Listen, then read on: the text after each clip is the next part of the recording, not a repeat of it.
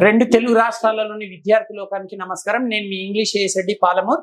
Welcome to A S Reddy's spoken English campus. రెండు branches ఉన్నాయి. ఒకటి పాలమూరు అంటే మహబూబ్నగర్ జిల్లా, ఇంకొకటి అమీర్పేట్ క్యాంపస్ హైదరాబాద్. ఇక్కడ కలం కాగితం లేకుండా కేవలం 20 రోజులలో ఇంగ్లీష్ నేర్పిస్తాం. ఇదిగో చూస్తున్నారు కదా, రెండు తెలుగు రాష్ట్రాల నుంచి విద్యార్థులు వచ్చి ఉన్నారు. ఇప్పుడు నేను ఈ వీడియోలో రెండు స్ట్రక్చర్స్ టీచింగ్ చేస్తున్నాను. గోయింగ్ టు బి ఒక దాదాపు 10 to 15 మినిట్స్ ఉంటుంది. ఈ క్లాసు చాలా బాగుంటుంది. మీరు చివరి వరకు చూస్తే తప్పకుండా ఎంజాయ్ చేస్తారు. మీరు ఈ వీడియో చివరి వరకు చూడాలని మేము మీకు చప్పట్లతో స్వాగతాన్ని తెలియజేస్తున్నాం.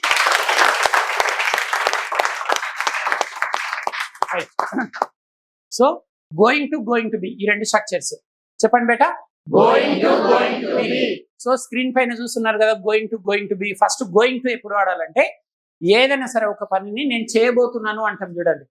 ఏదైనా సరే ఒక పనిని నేను చేయబోతున్నాను.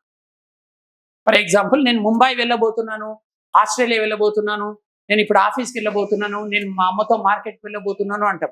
లేకపోతే నేను ఈరోజు సినిమా చూడబోతున్నాను, నేను ఒక కారు కొనబోతున్నాను. చేయబోతున్న పనులు బేటా. నెక్స్ట్ గోయింగ్ టు బి అంటే ఉండబోతున్నాను. నేను రేపటి నుంచి మా అమ్మతో ఉండబోతున్నాను, నేను నెక్స్ట్ మంత్ నుంచి హాస్టల్లో ఉండబోతున్నాను, నేను మా ఫ్రెండ్స్తో ఉండబోతున్నాను, నేను ఫ్యూచర్లో ఆస్ట్రేలియాలో ఉండబోతున్నాను, నేను రేపటి నుంచి చాలా కాన్ఫిడెంట్గా ఉండబోతున్నాను. ఇటువంటి వాక్యాలు మాట్లాడే సందర్భంలో గోయింగ్ టు బి వాడాలి. రైట్, ఇప్పుడు సూత్రాలు చూద్దాం. ఫస్ట్ గోయింగ్ టు సూత్రం చూద్దాం. ఫస్ట్ సబ్జెక్ట్ తీసుకోవాలి, తర్వాత Amazon, subject plus am is are plus going to, తర్వాత V1 వచ్చి ఆబ్జెక్ట్ వస్తుంది. ఇప్పుడు గోయింగ్ టు యొక్క సూత్రం చెప్పండి బేటా. Subject plus am is are plus going plus V1 plus object. Going to be structure subject plus am is are plus going to be plus app. So app అంటే A అంటే అడ్జెక్టివ్, పి అంటే పర్సన్, ఇంకో పి ఉంది కదా ప్లేస్. ఫర్ ఎగ్జాంపుల్ చూడండి, ఇక్కడ subjects ఉన్నాయి కదా, చూద్దాం.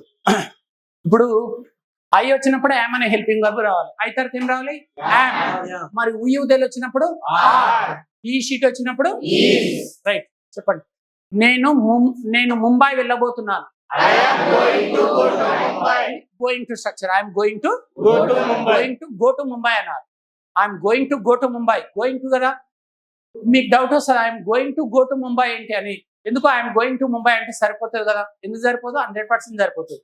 ఐఎమ్ గోయింగ్ టు ముంబై అంటే నేను ముంబై వెళ్తున్నాను, నువ్వు బ్యాగ్ పట్టుకొని నడుస్తూనే ఉండాలి. ఐఎమ్ గోయింగ్ అంటే మూమెంట్ ఉండాలి. అట్లా కాకుండా కూర్చున్న తోట నేను వెళ్తున్నాను అని చెప్పొచ్చు. ఏంటి ముంబై వెళ్తాను, వారం నుంచి వింటున్నా ఇంకా వెళ్ళట్లేదు. నేను ఈరోజు ఈవినింగ్ వెళ్ళబోతున్నాను అంటాం.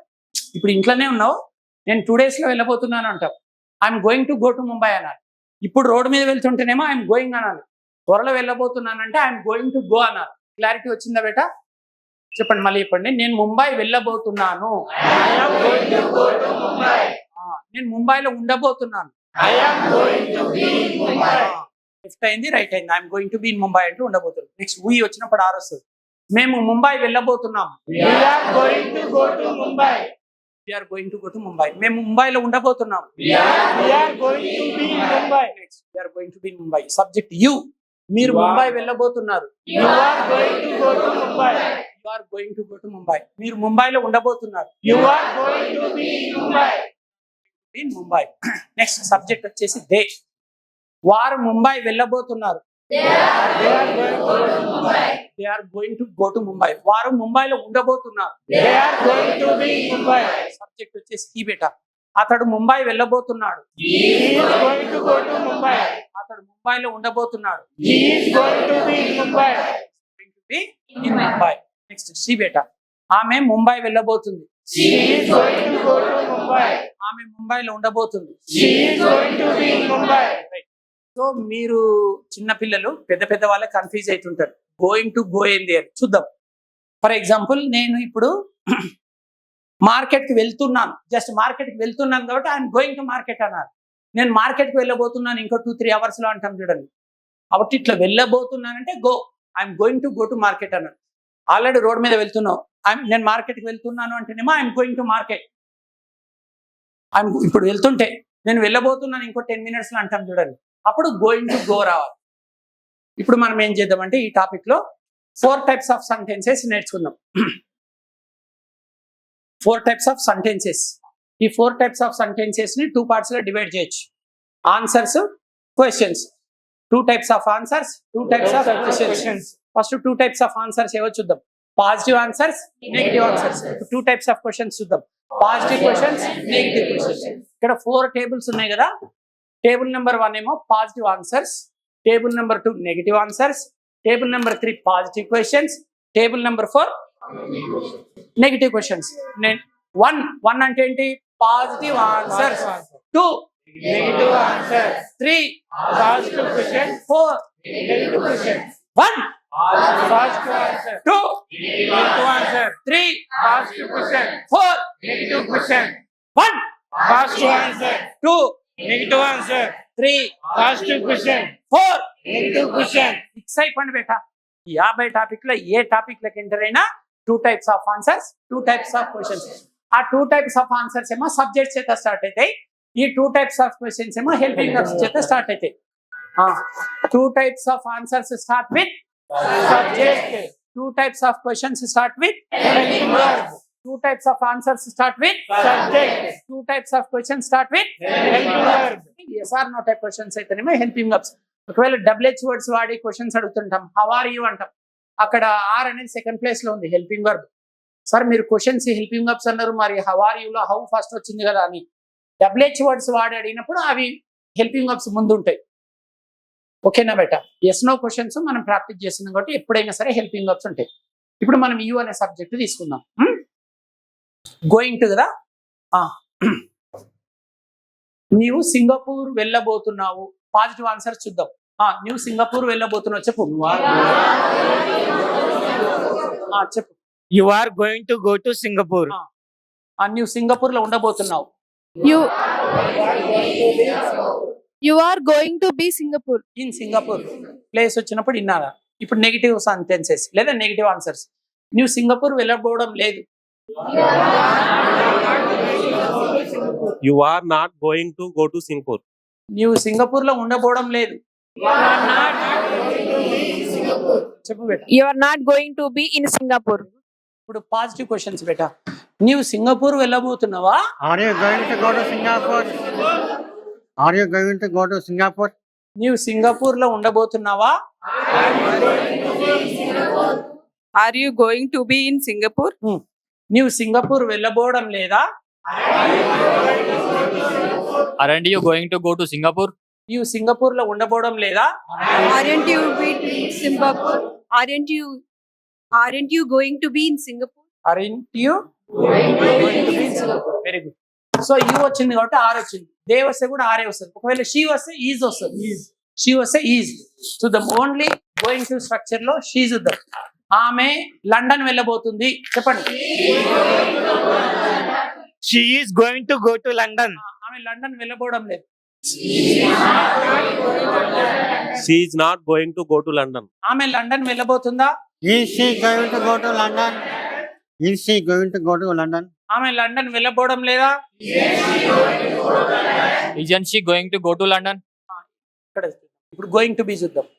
ఆమె సింగపూర్ లో ఉండబోతుంది.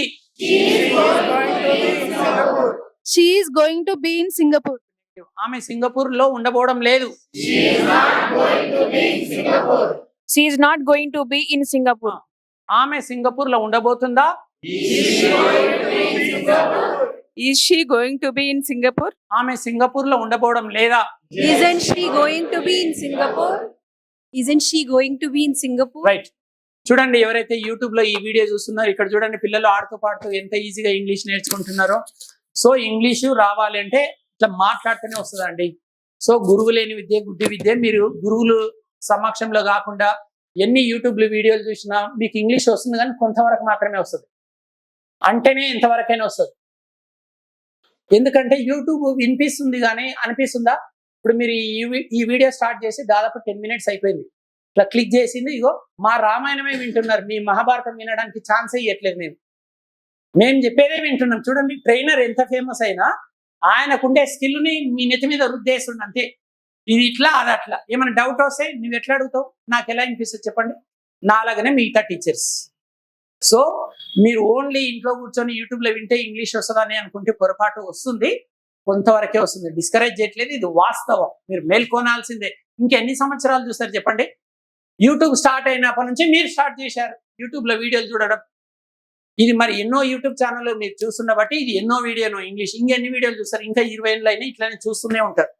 అందుకోసం ఇంకో 20 ఏళ్ల పాటు ఆ సెల్ ఫోన్ చూసుకుంటా యూట్యూబ్లో వీడియో చూసుకుంటూ ఉండే బదులు ఎక్కడైనా గురువు దగ్గరికి వెళ్ళిపోండి.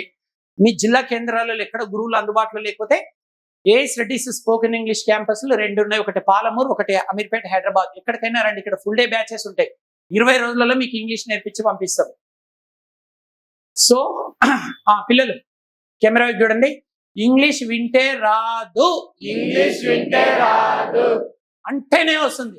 అంటేనే వస్తుంది. వింటే కొంతవరకే, వింటే కొంతవరకే, అంటే ఎంతవరకైనా, అంటే ఎంతవరకైనా. జై ఆంగ్లేజ్ఞ. జై ఆంగ్లేజ్ఞ. సో మీరు హైదరాబాద్కి వచ్చి లేదా పాలమూరుకి వచ్చి ఇంగ్లీష్ నేర్చుకోవాలని మేము చప్పట్లతో వెల్కమ్ చెప్తున్నాం.